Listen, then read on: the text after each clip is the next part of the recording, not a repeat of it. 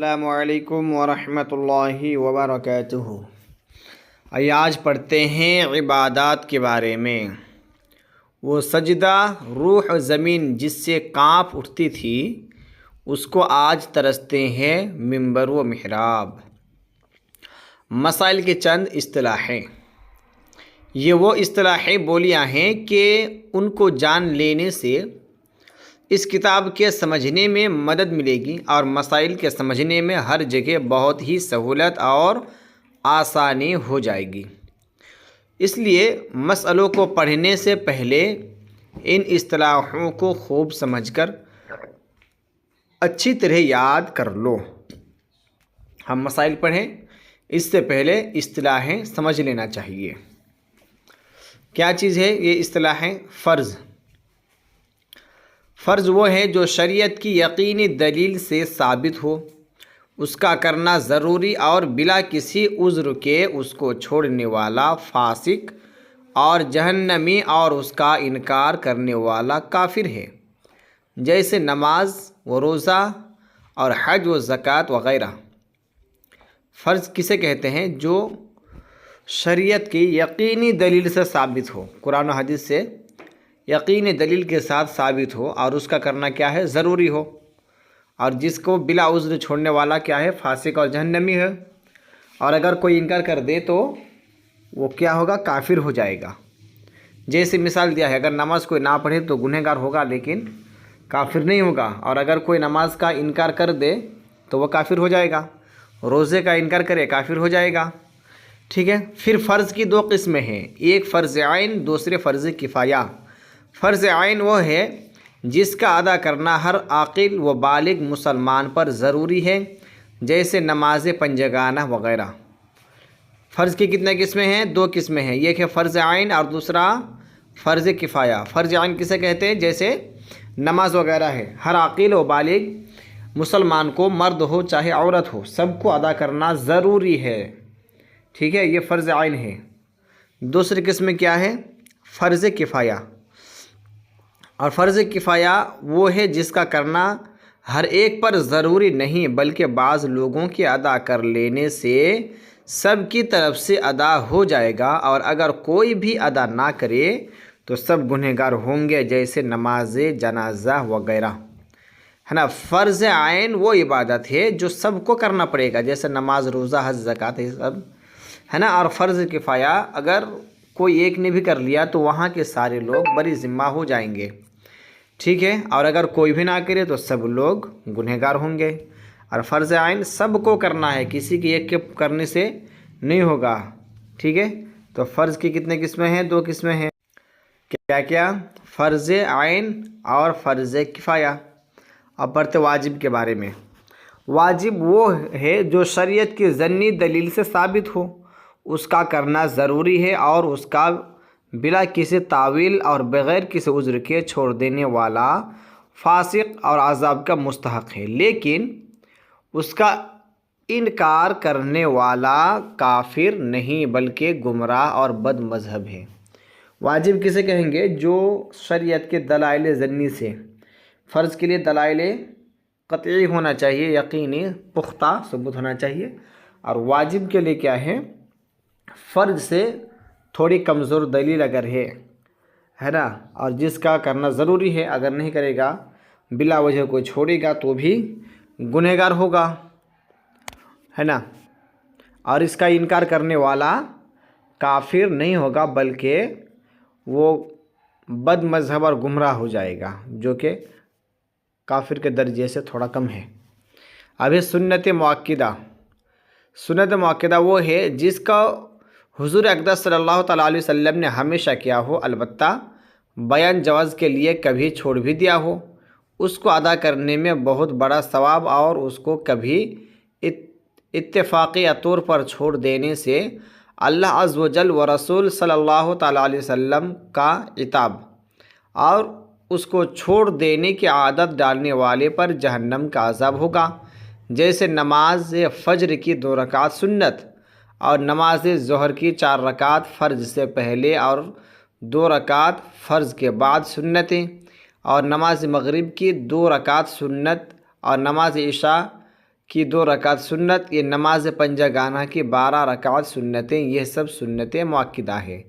तो सुन्नत मुअक्किदा किसे कहेंगे? जो हुजूर सल्लल्लाहु तआला अलैहि वसल्लम किया हो हमेशा, कभी इसे तर्क ना किया हो, कभी कभी जवाज़ के लिए भी छोड़ भी दिया हो, अलग बात है, लेकिन ऐसे ही बिला वजह बिला ज़रूरत कभी तर्क ना किया हो, तो इसे क्या कहेंगे? सुन्नत मुअक्किदा है।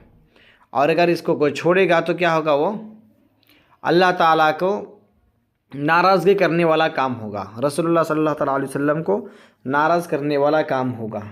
ठीक है, अगर कभी कभी छोड़ा तो।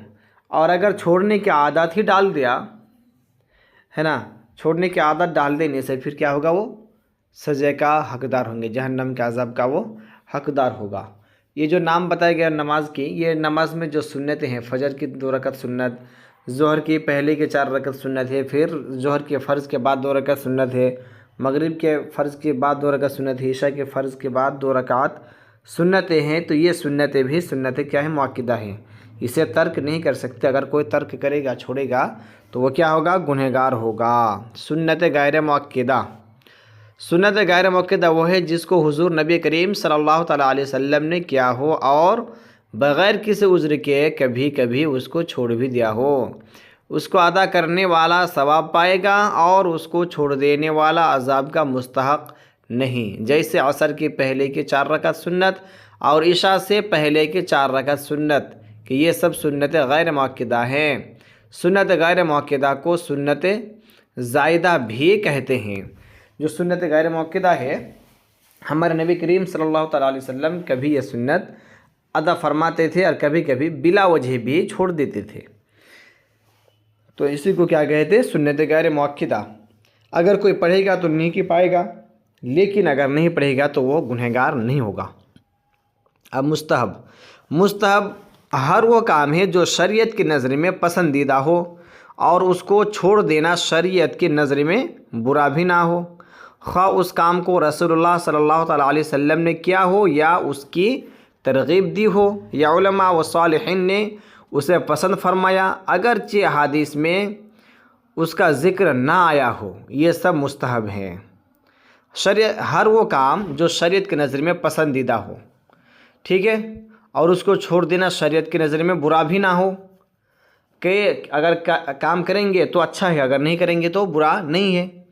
ख़्वा वो काम हमारे नबी करीम सल्लल्लाहु तआला अलैहि वसल्लम ने करने का हुक्म दिया हो या फिर सुलहा इकराम, बुज़ुर्गान दीन, औलिया इकराम अगर करने के हुक्म दिया हो, ठीक है, या फिर हदीस से साबित हो या हुक्म ना भी दिया हो, लेकिन अगर वो शरीयत की नज़र में वो काम अच्छा है, बुरा नहीं है, तो काम क्या? मुस्तहब है। मुस्तहब को करना सवाब और उसको छोड़ देने पर ना कोई अज़ाब है ना कोई इताब।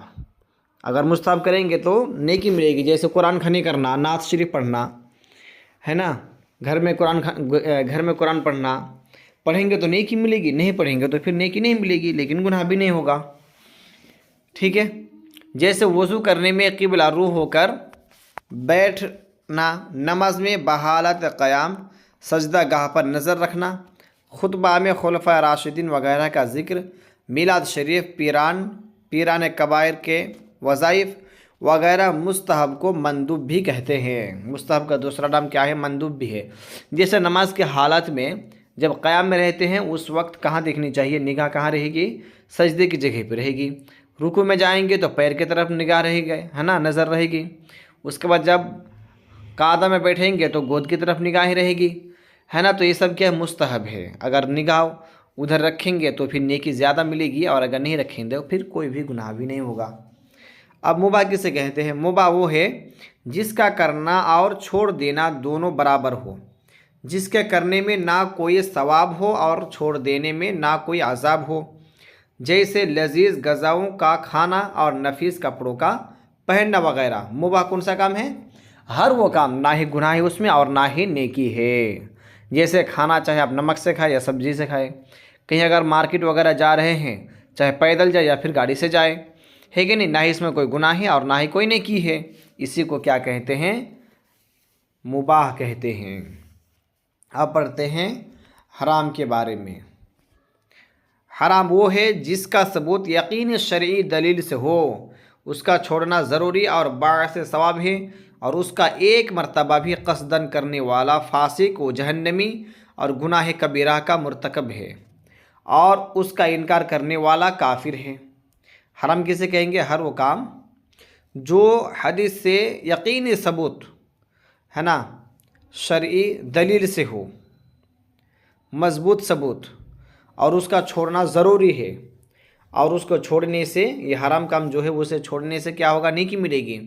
اور اگر کوئی جان بوجھ کر ایک بھی بار کرے گا تو وہ فاسق ہوگا، اس کے پیچھے نماز وغیرہ نہیں ہوگی، اور وہ جہنم کا حقدار ہوگا، اور وہ گناہ کبیرہ کیا اس نے۔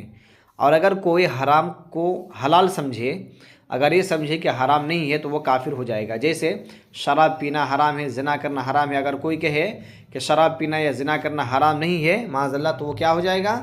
کافر ہو جائے گا۔ خوب سمجھ لو کہ حرام فرض کا مقابل ہے، یعنی فرض کا کرنا ضروری ہے اور حرام کا چھوڑ دینا ضروری ہے، ٹھیک ہے۔ اب مکروہ تحریمی، مکروہ تحریمی وہ ہے جو شریعت کی ضمنی دلیل سے ثابت ہو، اس کا چھوڑنا لازم اور باعث ثواب ہے، اور اس کا ایک مرتبہ بھی قصدن کرنے والا فاسق و جہنمی اور گناہ کبیرہ حرام کے کرنے سے کم ہے، مگر چند بار اس کو کر لینا گناہ کبیرہ ہے۔ مکروہ کون سا کام ہے؟ جو شریعت میں ضمنی دلیل سے ثابت ہو، اور مکروہ تحریمی کا بھی یہ بھی کام چھوڑنا لازم ہے، ضروری ہے۔ چھوڑیں گے تو نیکی پائیں گے، اور اگر اسی میں رہیں گے تو گنہگار ہوں گے۔ اور اس کا بھی اگر کوئی جان بوجھ کر ایک بھی بار کرے گا تو بھی کیا ہوگا؟ فاسق ہوگا اور جہنم کا حقدار ہوگا، لیکن حرام کام سے اس میں تھوڑا کم گناہ ہوگا، ٹھیک ہے، لیکن یہ بھی گنہگار ہی ہوگا، یہ بھی بڑا گناہ ہی ہے۔ اچھی طرح ذہن نشی کر لو کہ یہ واجب کا مقابل ہے، یعنی واجب کو کرنا لازم ہے اور مکروہ تحریموں کو چھوڑنا لازم ہے۔ آپ سمجھ گئے ہوں گے۔ اب کیا پڑھتے ہیں؟ اساعت کے بارے میں۔ اساعت وہ ہے جس کا کرنا برا اور کبھی اتفاقیہ کر لینے والا لائق عتاب، اور اس کا کرنے کی عادت بنا لینے والا مستحق عذاب ہے نا۔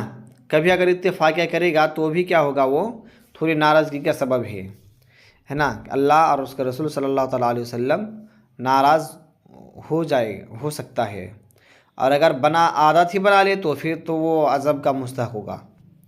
واضح رہے کہ سنت مؤکدہ کا مقابل ہے، یعنی سنت مؤکدہ کو کرنا ثواب اور چھوڑنا برا ہے، اور اطاعت کو چھوڑنا ثواب اور کرنا برا ہے۔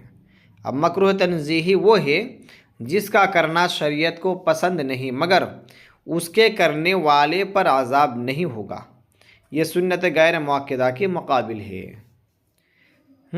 جس کا کرنا کیا ہے؟ شریعت کو پسند نہیں، لیکن اگر کر لے گا تو اس پر عذاب بھی نہیں ہوگا۔ خلاف اولا وہ ہے کہ اس کو چھوڑ دینا بہتر تھا، لیکن اگر کر لیا تو کوئی مضائقہ بھی نہیں، یہ مستحب کا مقابل ہے۔ چھوڑ دینا تھا، چھوڑ دینے سے اچھا ہوتا تھا، اب نہیں چھوڑا تو اس میں کوئی گناہ بھی نہیں ہے کہ نہیں۔ تو یہ مسئلہ کو سمجھنا ہے، حرام حلال، فرض واجب، سنت مؤکدہ، سنت غیر مؤکدہ، یہ سب کیا چیزیں ہیں، اس کو سمجھنا بہت ہی ضروری ہے۔ نہیں سمجھیں گے تو پھر عبادت میں مزہ نہیں آئے گا، اور پھر کنفیوز ہو جائیں گے کہ کون سا کام حرام ہے تو کون سا حلال ہے، کون سا فرض ہے، کون سا واجب ہے نا۔ تو اسے اچھی طریقے سے یاد کیجیے اور سمجھنے کی کوشش کیجیے۔ دعا میں یاد رکھیے۔ السلام علیکم ورحمۃ اللہ وبرکاتہ۔